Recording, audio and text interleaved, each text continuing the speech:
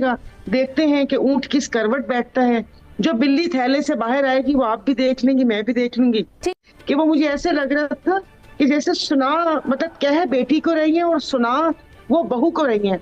कि जो ये सारी चीजें जब आपने देखे एटमी की उनको मसला उनकी एटमी कुव्वत होने से है, तो मुझे तो ऐसे लगता है कि जैसे ईरान निशाना है। ईरान तो एक बहाना है, कहीं खुदा ना खास्ता वो निशाना हम ना हो, क्योंकि एटमी कुव्वत तो हम भी हैं। अगर इसराइल और अमेरिका अपने सिवा किसी को एटमी कुव्वत नहीं देखना चाहता, मैं बड़ी कंफ्यूज हूँ।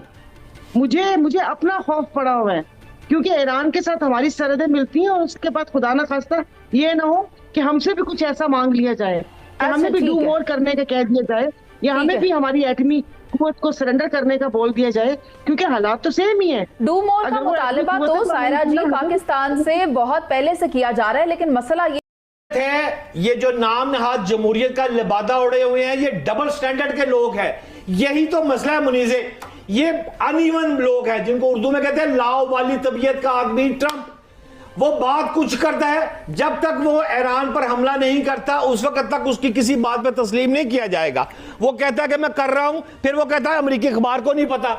ये डबल स्टैंडर्ड के लोग हैं। असल बात सिर्फ ये है कि पाकिस्तान ने साबित कर दिया है कि इस वक्त वो खित्ते में एक इंपॉर्टेंट हैसियत रखता है, और इसको ट्रंप भी मान रहा है, चाइना भी मान रहा है, रशिया भी मान रहा है, और भारत को आपने नाको चने चबवा रखे हैं। ठीक है सायरा जी, आप मुझे बताएं कि पाकिस्तान अमेरिका की क्या मदद कर सकता है इस सूरत हाल में, और वो जो व्हाइट हाउस में इंतहाई अहम मुलाकात हुई उस पर आपकी क्या राय है? अस्सलाम वालेकुम। सुनिए, मेरी राय आप पूछ रही हैं। अगर मतलब आपने मेरा तारुफ करवाया कि सियासी, मैं तो अपने आप को सियासी कारकुन कहती हूँ। इस सारी मुलाकात में इस कहीं चीज में कोई सियासतदान तो मौजूद ही नहीं था, तो मैं एक अदना सी सियासी कारकुन इसके ऊपर रोशनी डालूंगी तो क्या वो मतलब कैसे मुझे समझ आई मैं सुबह से देखूंगी और आप उसको कैसे देखेंगी? इसमें किसी सियासतदान का कोई गुजर तक नहीं कि चलो भाई कोई ऐसे ले जाए साथ। वो मैं क्या कह सकती हूँ इस पे? अब मैं बैठकर तज्जिया करती फिरूं और फिर वो कहते ना कि उसके बाद मैं आपको बोलूं ये बात लिख के रख लें, ये मेरी ट्वीट सेव कर लें, आगे चल के ये होगा, आगे चल के वो होगा।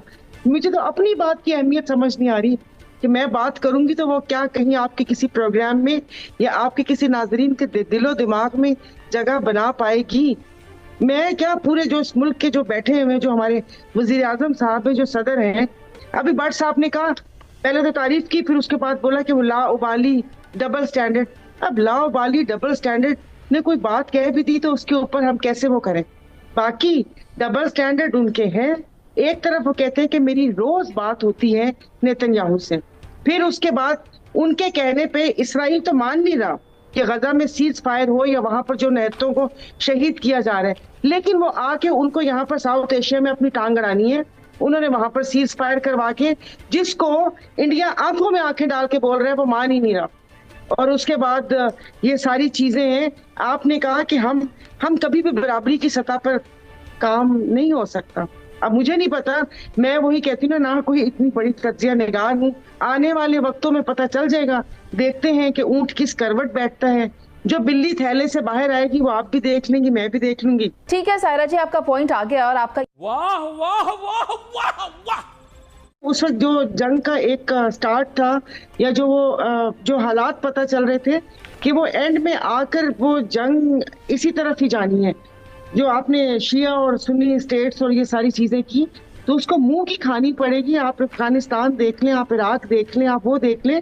बाकी अभी तो वो ट्रंप साहब वो कहते हैं ना कि एक तरफ से तो मुझे ऐसे लगता है जैसे सबको कह रहे हैं कि अब मैं वेजिटेरियन हो गया हूँ, कि अब मैं तुम लोगों को नहीं खाऊंगा। फिर आपने सुना होगा कि वो नोबेल प्राइज जो अमन का है उसके भी ख्वाह है कि उनको जो उन्होंने यहाँ पर सीज फायर करवाया या इस किस्म की बात करेंगे तो शायद वो जी उनको इसके लिए नॉमिनेट किया जाए। लेकिन इन तमाम चीजों मैं दूसरी तरफ सोच रही थी जब आपका पहले भी आया था कि वो मुझे ऐसे लग रहा था कि जैसे सुना मतलब कह बेटी को रही है और सुना वो बहू को रही है। कि जो ये सारी चीजें जब आपने देखे एटमी की उनको मसला उनकी एटमी कुव्वत होने से है, तो मुझे तो ऐसे लगता है कि जैसे ईरान निशाना है। ईरान तो एक बहाना है, कहीं खुदा ना खास्ता वो निशाना हम ना हो, क्योंकि एटमी कुव्वत तो हम भी हैं। अगर इसराइल और अमेरिका अपने सिवा किसी को एटमी कुव्वत नहीं देखना चाहता और इस इलाके में ये तमाम चीजें, ये जंग मुसल्लत करना चाहते हैं, ईरान ने तो जंग नहीं की ना, जंग तो इसराइल ने मुसल्लत की है। और उसके बाद आप मतलब वो कहते हैं कि प्रधान बनकर आप वो ट्वीट्स भी कर रहे हैं और फिर उसके बाद आप ये बता रहे हैं कि आप उनके लीडर की लोकेशन भी मालूम है और अगर हम चाहें तो फिर तो उनसे मैं बड़ी कंफ्यूज हूँ। मुझे अपना खौफ पड़ा हुआ है क्योंकि ईरान के साथ हमारी सरहदें मिलती हैं और उसके बाद खुदा ना खास्ता ये ना हो कि हमसे भी कुछ ऐसा मांग लिया जाए कि हमें भी डू मोर करने का कह दिया जाए या हमें भी हमारी एटमी कुव्वत को सरेंडर करने का बोल दिया जाए, क्योंकि हालात तो सेम ही है। डू मोर का मुतालबा तो सायरा जी पाकिस्तान से बहुत पहले से किया जा रहा है, लेकिन मसला ये है कि ईरान को अब डू और डाई का कह दिया गया है। सलमान आबिद साहब, आप मुझे ये बताएं कि अमेरिका असल में क्या चाह रहा है। अमेरिका और ईरान के दरमियान तो ऑलरेडी बात चल रही थी इन जौहरी मामलात पर, इन हथियारों के ऊपर, मगर इसराइल वाज द वन जिसने इन मुलाकातों को, इन मुज़ाकरात को सैबोटाज करने की कोशिश की है। देखिए, अमेरिका के अंदर इस वक्त सबसे ज़्यादा आवाज़ ये उठाई जा रही है कि जब एक ऐसे मौके पर ईरान और अमेरिका के दरमियान जौहरी मामलात पे मुज़ाकरात चल रहे थे तो इसराइल के इस इनिशिएटिव ने उन मुज़ाकरात को सबोताज किया, बदएतमादी का माहौल पैदा किया और एक डेडलॉक भी पैदा किया और एक जंग का माहौल भी बना दिया।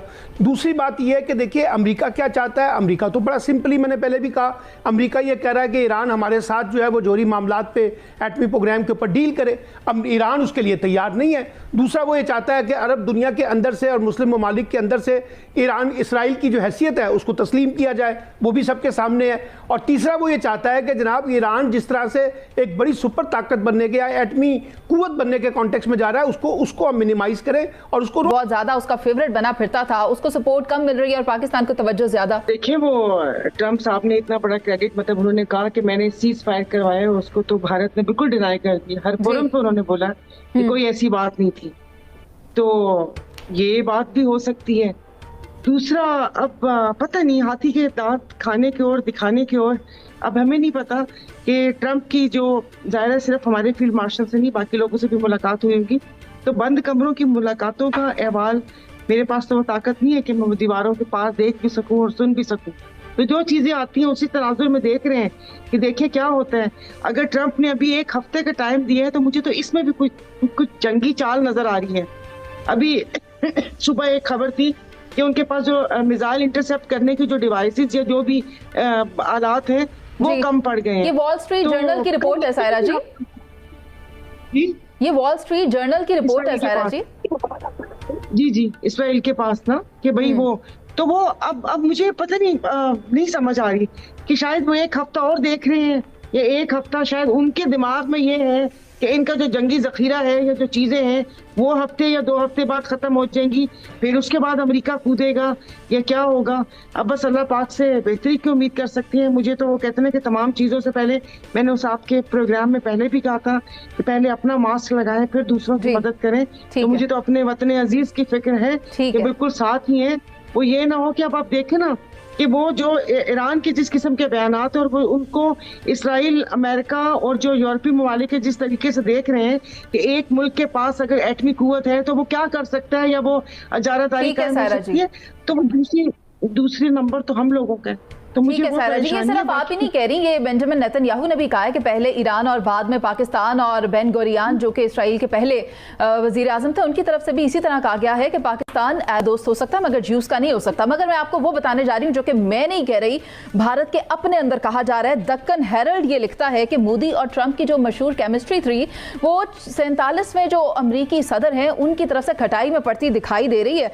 और जो जोड़ा जा रहा है पाकिस्तान को भारत के साथ, तो ये तो उनकी सफारती शिकस्त है। उसके बाद स्क्रोल इनकी तरफ से ये रिपोर्ट किया जाता है कि भारत की दहाइयों पर मुहित जो कोशिशें थी खुद को बेहतर साबित करने की, वो भी मांद पड़ती नजर आ रही है।